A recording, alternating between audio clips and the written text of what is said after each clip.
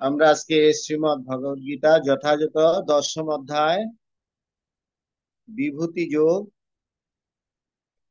শ্লোক নাম্বার 37 আমরা পাঠ করে আলোচনা করার চেষ্টা করব। আপনারা ভগবদ গীতার 37 নম্বর শ্লোক লক্ষ্য করুন। বৃষ্ণীনাম বাসুদেবয়স্মি পাণ্ডবানাং ধনঞ্জয় মুনিনামহং বেশ কবিনামুসনা কবি। বৃষ্ণিনাম বাসুদেবয়স্মি পাণ্ডবানাং ধনঞ্জয় মুনিনামহং দেশ কবিনামুসনা কবি। বৃষ্ণিনাম বাসুদেবয়স্মি পাণ্ডবানাং ধনঞ্জয় মুনিনামপহম বেশ কবিনাম শোনা কবি। শব্দার্থ: বিষ্ণু নাম, বিষ্ণুদের মধ্যে, বাসুদেব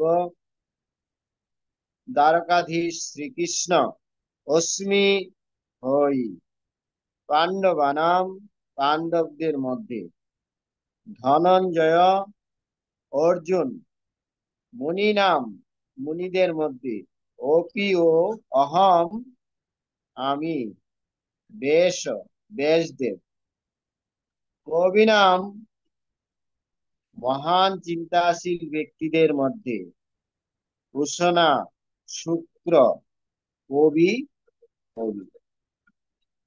শ্রীল প্রভুপাদ কৃত তাৎপর্য অনুবাদ এবং তাৎপর্য: বিষ্ণুদের মধ্যে আমি বাসুদেব, পাণ্ডবদের মধ্যে আমি অর্জুন, মুনিদের মধ্যে আমি বেশ এবং কবিদের মধ্যে আমি শুক্রাচার্য। শ্রীল প্রভুপাদ কৃত তাৎপর্য। জগৎগুরু শ্রীল প্রভুপাদ কি জয়। শ্রীকৃষ্ণই হচ্ছেন আদি পরম পুরুষোত্তম ভগবান। তার সাক্ষাৎ কায়বহু হচ্ছেন বাসুদেব। বাসুদেবের অর্থ হচ্ছে বসুদেবের সন্তান। শ্রীকৃষ্ণ ও বলদেব উভয়ই বসুদেবের সন্তান রূপে অবতরণ করেন। পাণ্ডুপুত্রদের মধ্যে অর্জুন ধনঞ্জয় রূপে বিখ্যাত। তিনি হচ্ছেন নরশ্রেষ্ঠ, তাই তিনি শ্রীকৃষ্ণের প্রতিনিধি। বৈদিক জ্ঞানে পারদর্শী মুনি অথবা পণ্ডিত ব্যক্তিদের মধ্যে শ্রীল ব্যাসদেব হচ্ছেন সর্বশ্রেষ্ঠ। কারণ কলিযুগের জনসাধারণকে বৈদিক জ্ঞান দান করার মানসে তিনি বেদকে নানাভাবে ব্যাখ্যা করেছেন। ব্যাসদেব আবার শ্রীকৃষ্ণের অবতার, তাই তিনি শ্রীকৃষ্ণের প্রতিনিধি। কবি তাদের বলা হয় যারা যে কোনো বিষয়ে পুঙ্খানুপুঙ্খভাবে চিন্তা করতে সক্ষম। কবিদের মধ্যে দ্বৈতদের কুলগুরু ভূষণা বা শুক্রাচার্য হচ্ছেন শ্রেষ্ঠ। তিনি অত্যন্ত বুদ্ধিমান এবং দূরদৃষ্টি সম্পন্ন রাজনীতিজ্ঞ। এইভাবেই শুক্রাচার্য হচ্ছেন শ্রীকৃষ্ণের বিভূতি আর এক প্রতিনিধি। এখানে ছিল প্রভুপাদের প্রাঞ্চল তাৎপর্য সমাপ্ত। এই শ্লোকের বিষয়বস্তু হচ্ছে যে আজকে আমরা জানতে পারছি যে বিষ্ণু নাম বাসুদেব অস্মি। সমস্ত বিষ্ণু তত্ত্বের মধ্যে হচ্ছেন শ্রেষ্ঠ হচ্ছেন বিষ্ণু নাম বাসুদেব অস্মি। বাসুদেব, এই বাসুদেব শ্রীকৃষ্ণ ভগবান শ্রীকৃষ্ণেরই কায়বহ অবতার। তিনি প্রথম এই শ্রীকৃষ্ণের প্রকাশ, যিনি দ্বারকাধীশ শ্রীকৃষ্ণ। এই শ্রীকৃষ্ণ থেকে আমরা জানি তার প্রথম প্রকাশ যে বলরাম, বলরাম এবং কৃষ্ণ তারা উভয়ই প্রায় অভিন্ন, শুধু তাদের গায়ের রঙের পার্থক্য আছে, কৃষ্ণ এবং বলরাম। তারপরে কৃষ্ণের থেকে যে কায়বহ অবতার বিষ্ণুদের মধ্যে তিনি হচ্ছেন প্রধান, হচ্ছেন এই বাসুদেব শ্রীকৃষ্ণ।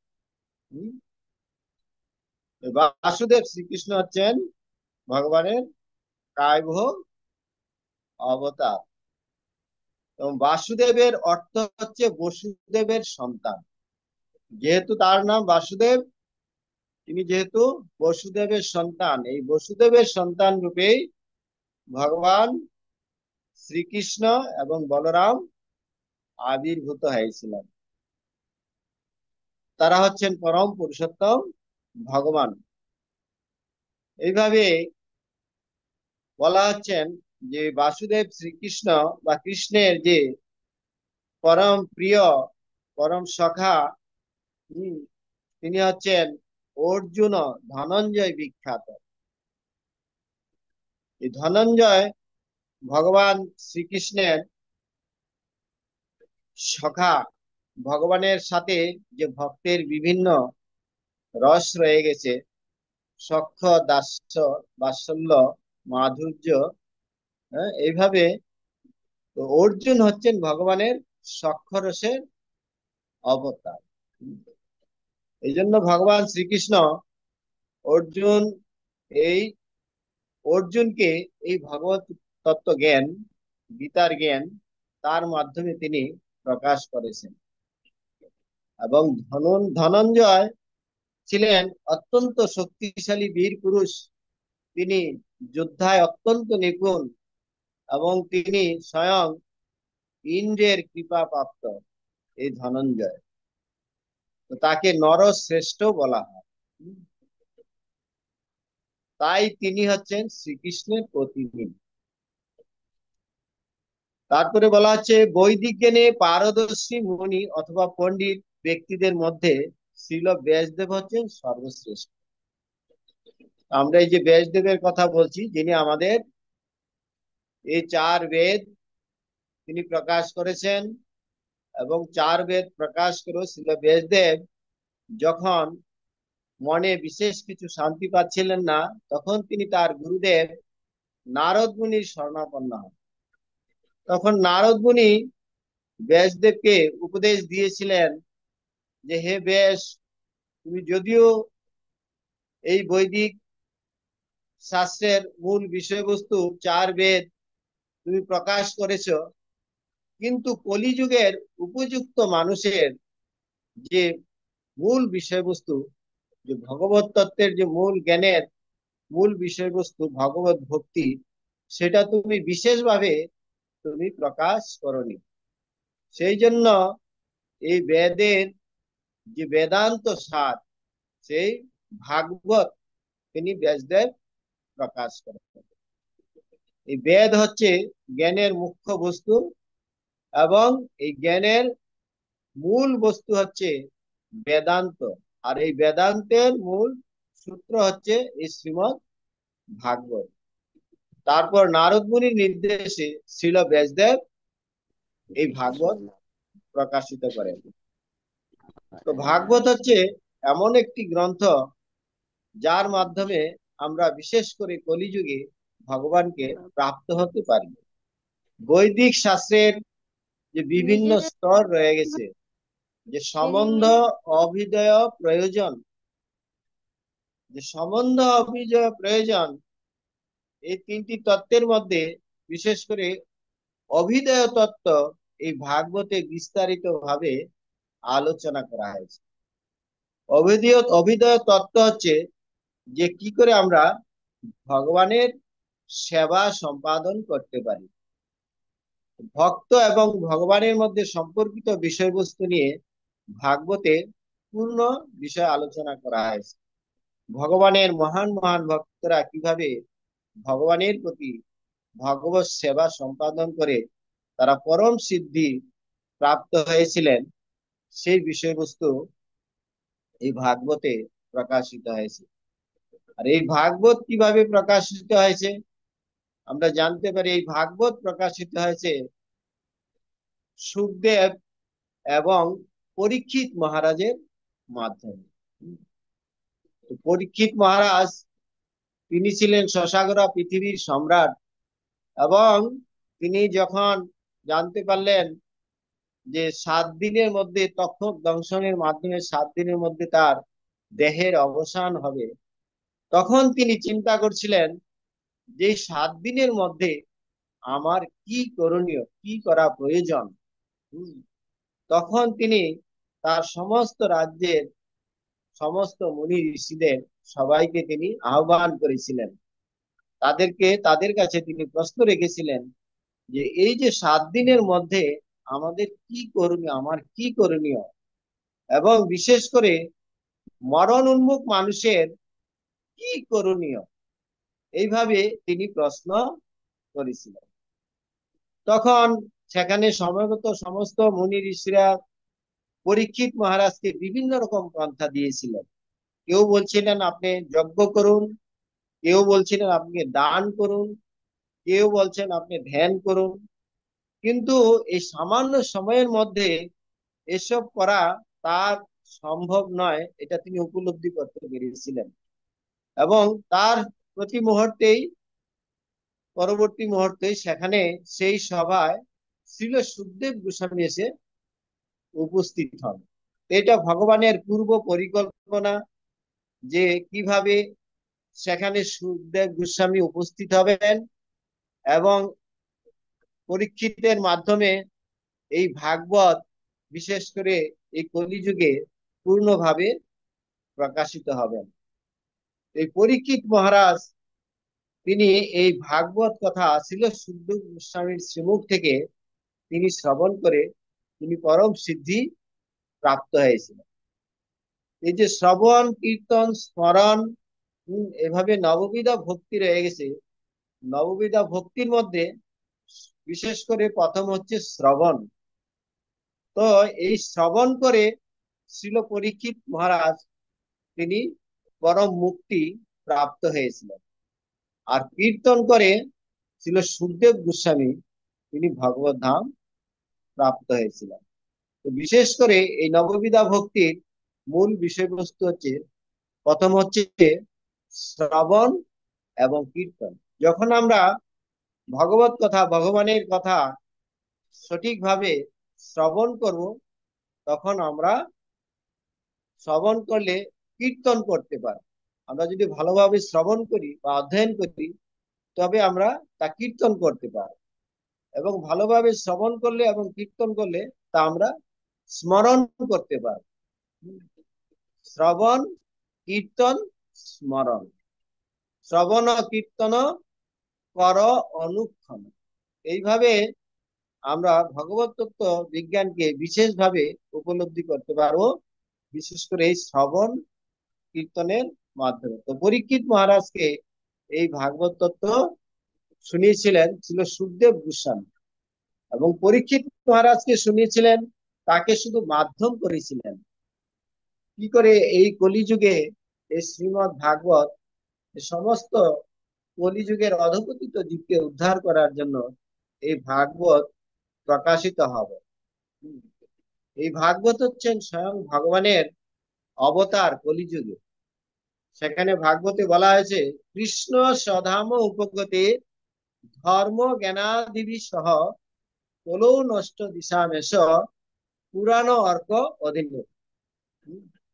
কৃষ্ণ স্বধাম উপগত, কৃষ্ণ যখন তিনি তার এই দাপর লীলা সংবরণ করে তিনি তার স্বধামে প্রত্যাবর্তন করেন, তখন তার পরপরেই এই শ্রীমৎ ভাগবত উজ্জ্বল সূর্যের মতো এই জড়জগতের প্রাপঞ্জিল মানুষকে জ্ঞানের আলোক প্রদান করার জন্য এই শ্রীমৎ ভাগবত প্রকাশিত হয়েছিল। এই ভাগবত কথা শ্রবণের মাধ্যমে আমাদের হৃদয়ের আমাদের শুদ্ধতা লাভ করতে পারি। বলা হচ্ছে নষ্ট প্রায়সু অভদ্রেষু নিত্যং ভাগবত সেবয়া ভগবতীর উত্তম শ্লোকে ভক্তির ভগবতী নষ্টি।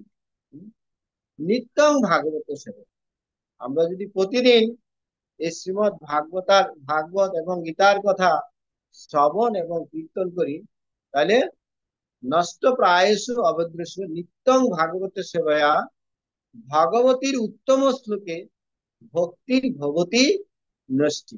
আমরা নিষ্ঠা ভক্তি আমরা লাভ করতে পারবো এইভাবে ভগবানের কথা শ্রবণ করার মাধ্যমে।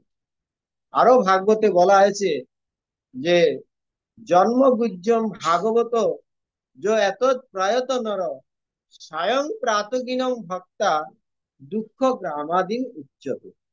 এই জগতের সমস্ত দুঃখ দুর্দশা থেকে আমরা যদি মুক্ত হতে চাই, হ্যাঁ, স্বয়ং প্রাত গিনন্তি, স্বয়ং প্রাত সকাল এবং সন্ধ্যায় এই ভগবানের অপ্রাকৃত কথা আমাদেরকে শ্রবণ এবং কীর্তন করতে হবে।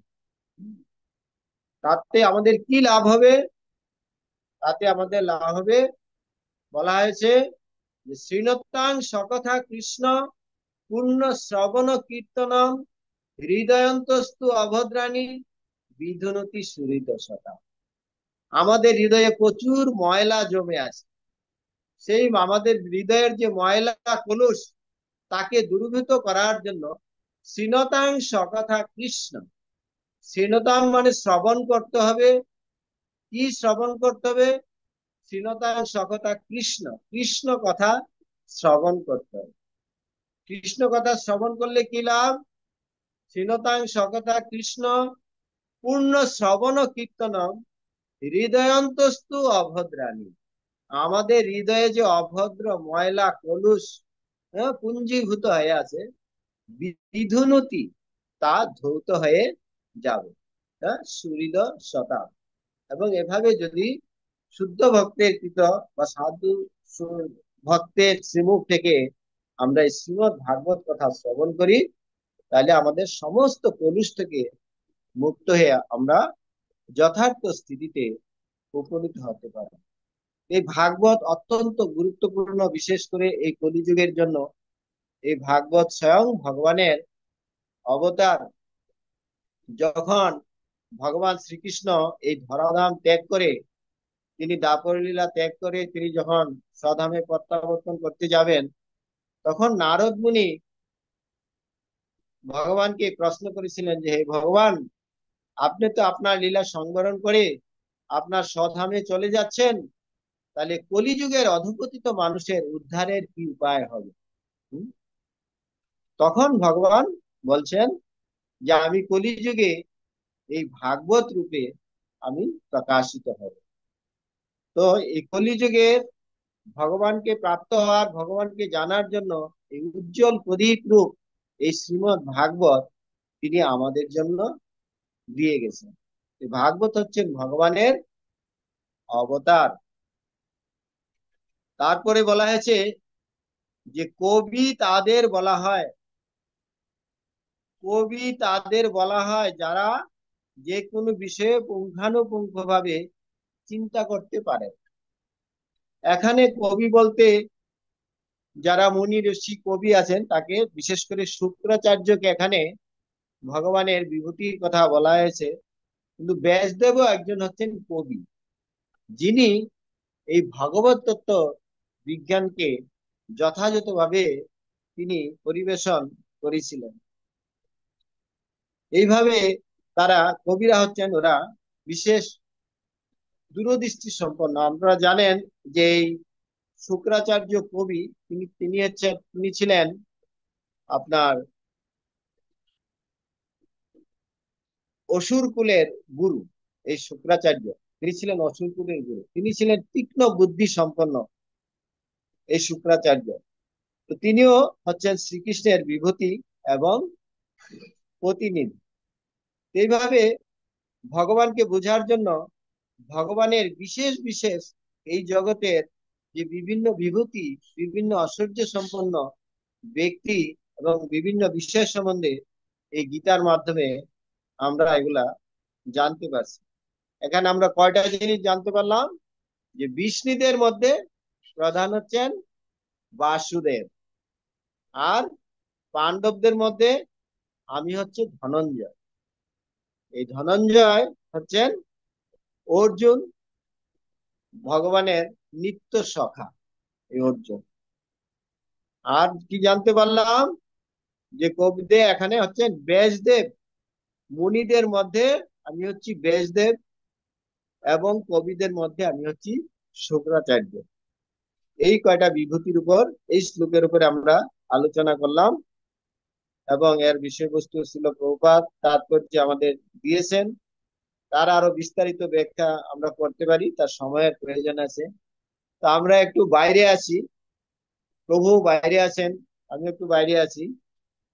তো আমাদের এখান থেকে একটু অনেক দূরে যেতে হবে।